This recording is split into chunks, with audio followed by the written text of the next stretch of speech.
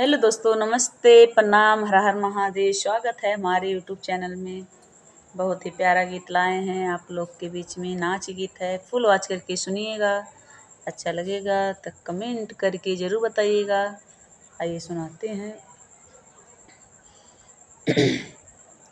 चार चार चूड़ी के बीचे कंगन मोर दाबे कलैया। चार चार चूड़ी के बीचे कंगन मोर दाबे कलैया।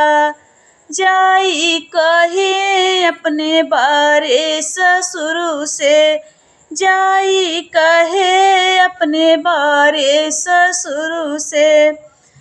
कगना के बदलाई हैं कगन मोर दाबे कलैया। कगना के हो बदलई हैं कगन मोर दाबे कलैया। चार चार चूड़ी के बीचे कगन मोर दाबे कलैया। जाई कहे अपने बारे भसुर से, जाई कहे अपने बारे भसुर से।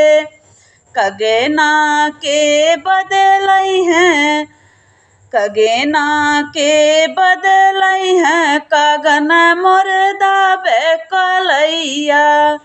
चार चार चूड़ी के बीचे कंगन मोर दाबे कलैया। जाई कहे अपने प्यारे देवर से, जाई कहे अपने प्यारे देवर से। कगना के बदलई हैं कगन मोर दाबे कलैया।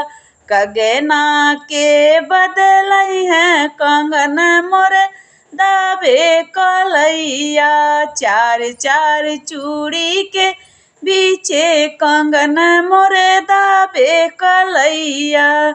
जाई कहे अपने प्यारे स्वामी से, जाई कहे अपने प्यारे बलम से। कगना के ले आई हैं कगन मोर दाबे कलैया।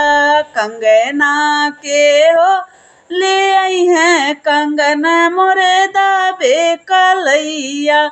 चार चार चूड़ी के बीचे कंगन मोर दाबे कलैया।